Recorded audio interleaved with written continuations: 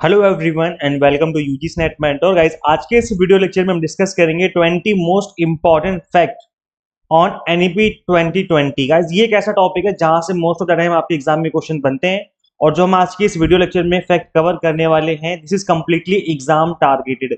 ये इस तरह के फैक्ट हैं जिससे रिलेटेड क्वेश्चन आपके एग्जाम में पहले भी बन चुके हैं और अपकमिंग सेशन में भी बन सकते हैं। तो गाइस काफी इंपॉर्टेंट क्लास रहने वाली है। अगर क्वेश्चन बनता है तो आई एम श्योर आप उसका आंसर कर पाएंगे। हम यहाँ पर कंप्लीट तरीके से जो है बेसिक तरीके से सीखने वाले हैं। तो गाइस चलिए कंटिन्यू करते हैं और डिस्कस करते हैं इस क्लास में इस टॉपिक को। This is about me. जैसे कि आप सभी को पता होगा अभी तक आपने इस चैनल को सब्सक्राइब नहीं किया है सो मेक श्योर चैनल को सब्सक्राइब जरूर कर लें ताकि आपको अपकमिंग वीडियोस के सभी नोटिफिकेशन मिलते रहें। गाइज आप हमें टेलीग्राम, इंस्टाग्राम, फेसबुक या व्हाट्सएप चैनल पे भी आप हमें फॉलो कर सकते हैं। इनफैक्ट आपको टेलीग्राम पे तो मैं क्विज वगैरह भी करवाता रहता हूँ फ्री में, तो आप वहाँ पे भी प्रैक्टिस कर सकते हो। प्लस में क्लासेस के लिंक होते हैं, कोई इंपॉर्टेंट पीडीएफ होती है तो वो भी शेयर कर देता हूँ। इन सभी के जो ज्वाइनिंग लिंक है हमने description box and comment box में आपको अवेलेबल करवा दिए हैं। इसके अलावा गाइज आप पेपर 1 की रिवीजन सीरीज 3.0 फॉलो कर सकते हैं जिसमें हम ओनली इंपॉर्टेंट और मोस्ट रिलेटेड टॉपिक को हमने कवर किया हुआ है। इस प्लेलिस्ट का लिंक भी मैं description box and comment box में दे दूंगा, तो इससे भी जो है आपकी प्रॉपर रिवीजन जो है रिवीजन तरीके से हो जाएगी। तो चलिए गाइज कंटिन्यू करते हैं और डिस्कस करते हैं। गाइज इससे पहले हम आगे बढ़े, छोटा सा अनाउंसमेंट है आप सभी के लिए। गाइज देखो एग्जाम में ज्यादा टाइम बचा नहीं है, तो इस बात को ध्यान में रखते हुए हमने आपको पेपर 1 का complete super fast exam targeted batch आपको अवेलेबल करवा दिया है, जिसको डिजाइन इस तरीके से किया गया है कि कंप्लीट कंटेंट आप 20 से 25 दिन में फिनिश कर लेंगे। कंप्लीट सिलेबस को डिजाइन इस तरीके से किया गया है। तो अभी भी अगर आपने अच्छे से स्टडी नहीं की है और आप चाहते हैं कि मिनिमम टाइम में आपका कंप्लीट सिलेबस फिनिश हो जाए तो इससे अच्छा कोर्स आपको कहीं नहीं मिलेगा। कंप्लीट कंटेंट बाइलिंगुअल लैंग्वेज में मिलेगा आपको। कंप्लीट वीडियो लेक्चर के साथ साथ आपको 100 mock test and PDF notes मिल जाएंगे। सबसे अच्छी बात है कि जो लेक्चर्स की लेंथ है वो 30 से 40 मिनट है पर लेक्चर, ताकि कंटेंट जल्दी से फिनिश हो जाए। तो हमने केवल टू द पॉइंट और एग्जाम टारगेटेड कंटेंट यहाँ पर अवेलेबल करवाया हुआ है। अभी इस कोर्स को आप 1499 में अवेल कर सकते हैं फॉर स्टार्टिंग के 50 स्टूडेंट्स। तो अभी भी आपके पास मौका है, अभी भी आप इस ऑफर को अवेल कर सकते हैं। पेपर 1 के अलावा हम आपको कॉमर्स, मैनेजमेंट, पॉल साइंस भी पढ़ाते हैं, तो इन सभी कोर्सेज में आप इनरोल कर सकते हैं। प्लस कॉम्बो कोर्स में भी आप कंसिडर कर सकते हैं इनरोल करना। आपको सिंपली गूगल प्ले स्टोर से एग्जाम मेंटर ऐप इंस्टॉल कर लेनी है। अगर आप iOS यूजर है तो उसका लिंक हमने अलग से description box and comment box में दे दिया है। तो कंप्लीट कंटेंट हमारा इसी ऐप में अवेलेबल है।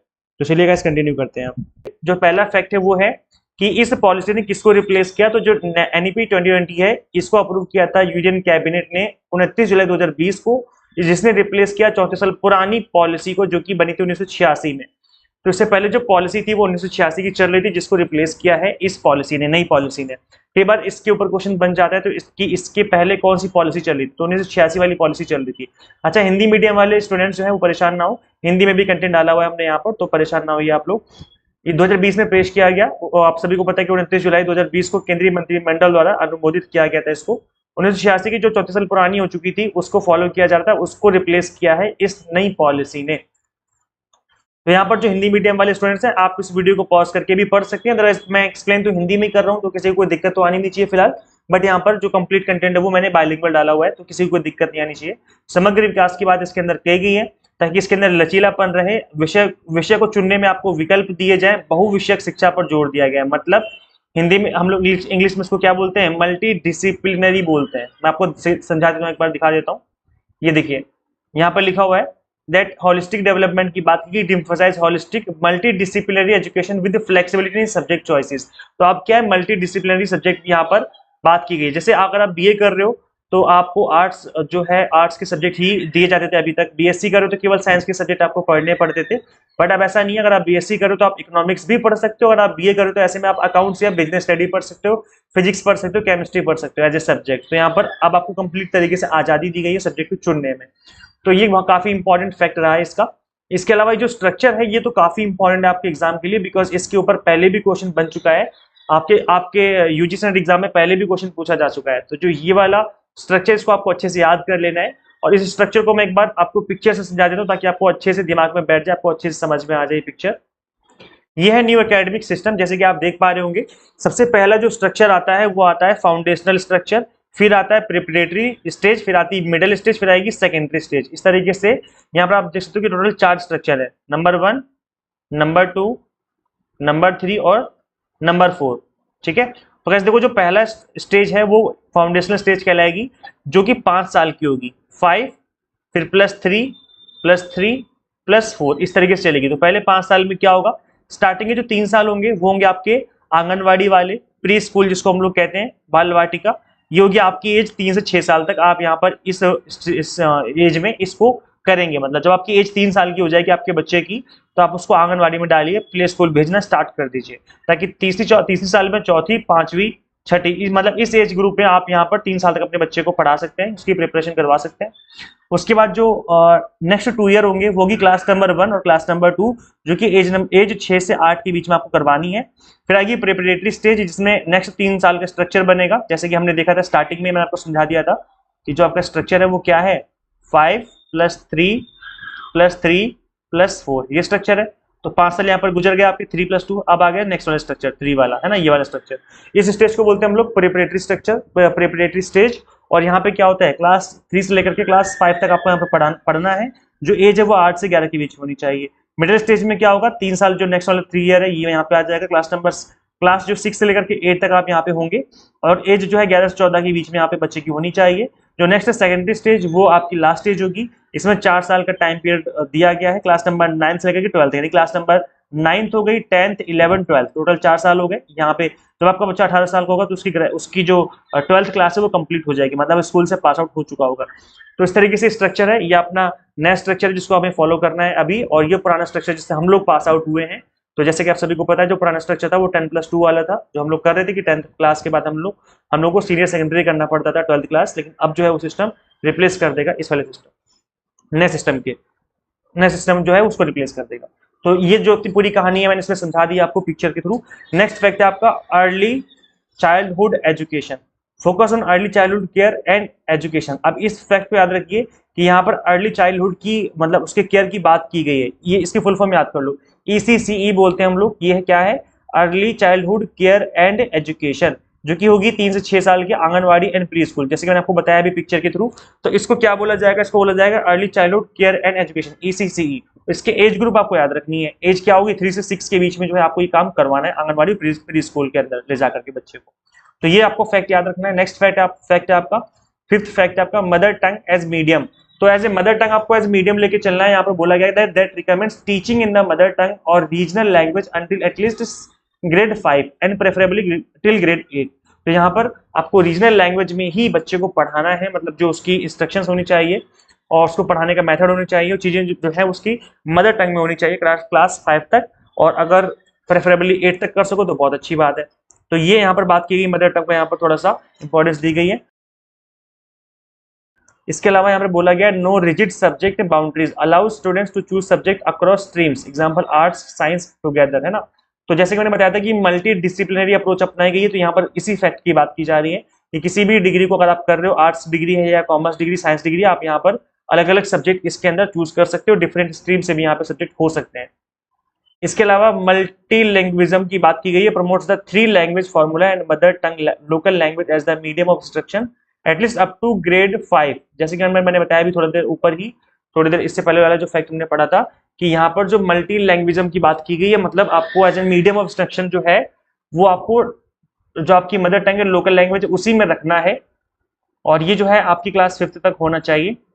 बोर्ड एग्जाम को रिफॉर्म करने की बात की गई है, मतलब बच्चे सिर्फ रट्टा ना मारे बल्कि यहाँ पर चीजों को समझ के कर सके, ना। तो बोर्ड एग्जाम को ईजियर बनाने की बात की गई है, असेसमेंट को इस तरीके से करेंगे ताकि बच्चे रट्टा ना मार पाए। मेरे ख्याल से यहाँ पर MCQs और ज्यादा लाने की कोशिश की जाएगी ताकि बच्चे रट्टा ना मारे बल्कि फैक्ट वाली चीजें समझें और उसको याद रख सकें, और जब उनसे पूछा जाए तो आप उसका आंसर कर सकें। तो इसी वजह से आई थिंक अब MCQs डाल दिए गए हैं बोर्ड एग्जाम में भी।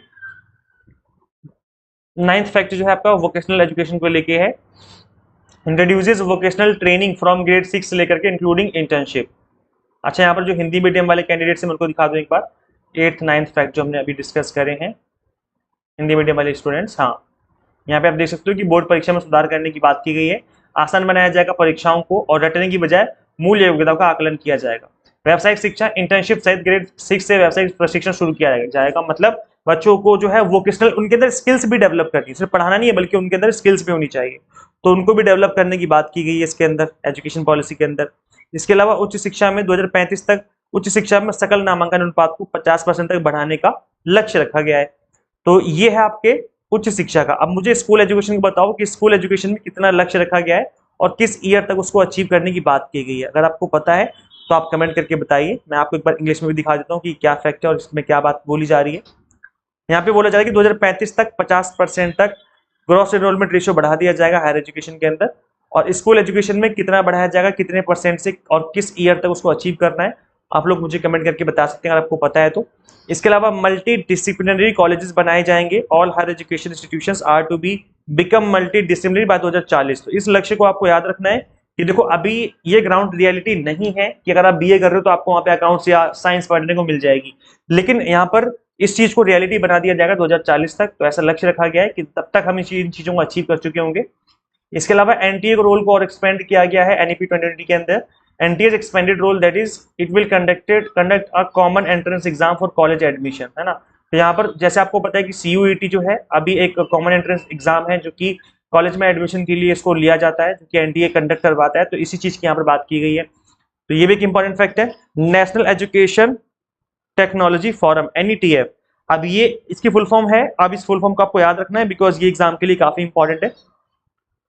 It will be established to support digital learning, digital learning को सपोर्ट करने के लिए इसको बनाया जाएगा, ऐसा बोला गया था इसके अंदर।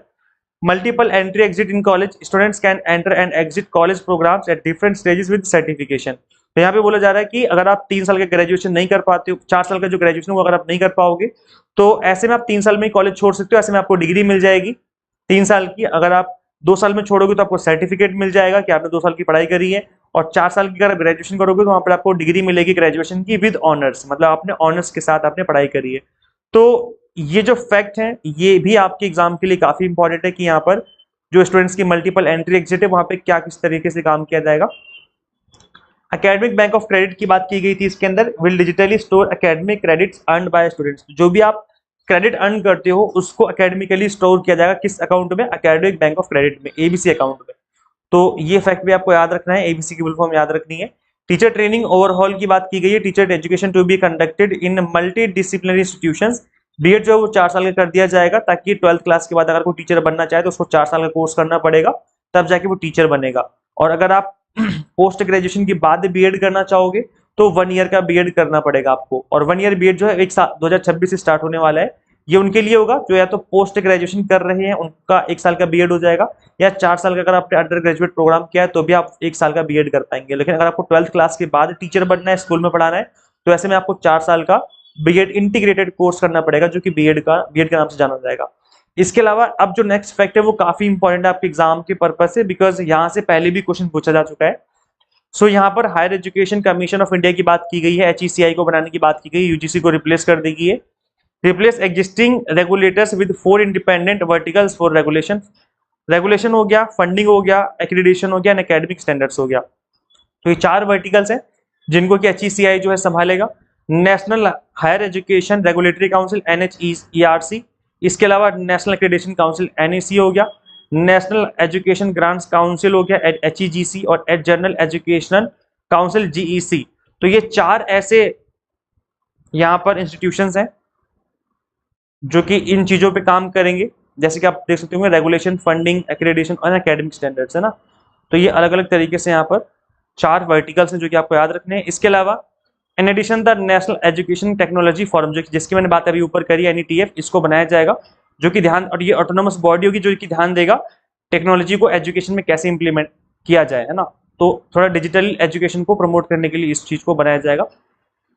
इसके अलावा नेक्स्ट फैक्ट है आपका inclusion and equity, focus on socially and economically disadvantage group, SEDGs. ये आपको याद रखना है, एसईडीजीज की फुल फॉर्म क्या है, क्या है ये है socially and economically disadvantage groups proposes gender inclusion fund. यहाँ पर जेंडर इंक्लूजन फंड की बात की गई है। तो ये फैक्ट आपको याद रखना है कि एनईपी 2020 इस बारे में भी बात करता है कि भाई सबको सबकी पढ़ाई हो सके, चाहे वो किसी भी कास्ट किसी भी रिलीजन से बिलोंग करता है, सबकी पढ़ाई यहाँ पे करवाई जा सके। फोकस करना है रिसर्च के ऊपर, establishment of national research foundation NRF to foster research culture. India में आपको पता है कि रिसर्च कल्चर इतना अच्छा नहीं है, तो रिसर्च कल्चर को प्रमोट करने के लिए और अच्छे से रिसर्च की जा सके, इसके लिए यहाँ पर इस फॉरम को बनाने की बात कही गई है। एजुकेशन स्पेंडिंग की बात यहाँ पर कही गई है, दैट इज इसको टारगेट किया गया कि इंक्रीज किया जाएगा public investment in education to 6% of GDP. तो जीडीपी का 6% तक लेकर आने का यहाँ पर प्लान किया गया है। ये भी एक टारगेट है जो कि अचीव करना है गवर्नमेंट को। इसके अलावा मैं एक बोनस फैक्ट बता दूं कि बोनस फैक्ट ये भी इंपॉर्टेंट है आपके एग्जाम के पर्पज से। यहाँ पे एक निपुण भारत करके स्कीम है, national initiative for proficiency in reading with understanding and numeracy. तो ये इसकी फुल फॉर्म है, निपुण की फुल फॉर्म है। अभी फुल फॉर्म भी आपको याद रखनी, बिकॉज कई बार ना फुल फॉर्म पूछ ली जाती है एग्जाम में। It is a national mission in India aimed at ensuring all children achieve foundational literacy and numeracy by the end of grade 3 by 2026-27। तो ये अभी का टारगेट है हमारा कि जब ग्रेड 3 बच्चे पास कर सके तो एटलीस्ट वो पढ़ सकें क्या लिखा है, और न्यूमरेसी उनके अंदर आ जाए, मतलब जो नंबर्स लिखे हैं वो समझ जाए कि क्या लिखा हुआ है ना। Launch on July 5 2021, this mission is a key component of the national education policy 2020। तो ये हमारी एनईपी 2020 का ही एक स्कीम है जिसको कि अचीव करना है। अब देखो गाइस, ये जो फैक्ट है ना, सारे सारे फैक्ट हिंदी में भी लिखे हुए हैं, तो आप चाहो तो हिंदी में भी पढ़ सकते हो वीडियो को पॉज करके, ताकि चीजें आपको और अच्छी समझ में आ जाए। और इसके अलावा मैं बता दूं कि मिनिमम टाइम में तो इतने कंटेंट कवर हो सकता था। अगर आप कंप्लीट कंटेंट चाहते हो उसी तरीके से कि आपको क्रिस्प वे में ऑल 10 यूनिट्स मिल जाए एक ही जगह पे, तो आप सभी को मैं सजेस्ट करना चाहूंगा, रिकमेंड करना चाहूंगा कि अभी भी मौका है आप सभी के पास, अभी भी आप इनरोल करके जो अपनी प्रिपरेशन है स्टार्ट कर सकते हैं। पेपर 1 के लिए हमने आपको 30 डेज का क्रैश कोर्स अवेलेबल करवाया है, जिसमें हमने केवल टू द पॉइंट और क्रिस्प वे में ऑल 10 यूनिट्स कवर कर रखे हैं। तो मिनिमम टाइम में आपका कंप्लीट कंटेंट फिनिश हो जाएगा। कंप्लीट कंटेंट बायलिंगुअल मिलेगा आपको, 100 mock test and PDF notes मिल जाएंगे अलॉन्ग विद द कोर्स, जिससे जो आपकी तैयारी काफी अच्छे से हो जाएगी, रिवीजन आप प्रॉपर तरीके से कर पाएंगे। सबसे अच्छी बात है कि अभी फीस भी काफी कम चल रही है, तो इस मिनिमम फीस में आप इन सभी कोर्सेज को एनरोल कर सकते हैं। पेपर 1 के अलावा हम आपको कॉमर्स मैनेजमेंट पॉल साइंस भी पढ़ाते हैं, तो एज आप कॉम्बो कोर्स भी कंसिडर कर सकते हैं एनरोल करना। तो गाइस करना क्या होगा, आपको सिंपली गूगल प्ले स्टोर से एग्जाम मेंटर ऐप इंस्टॉल कर लेनी है। अगर आप iOS यूजर है तो उसका लिंक हमने अलग से इसी वीडियो के description box and comment box में अवेलेबल करवा दिया है। So thank you and share this video with all net aspirants and subscribe for UGC update and assistant professor job related updates. Guys इस वीडियो में इतना ही, मिलते हैं फिर नेक्स्ट वीडियो में। Thank you.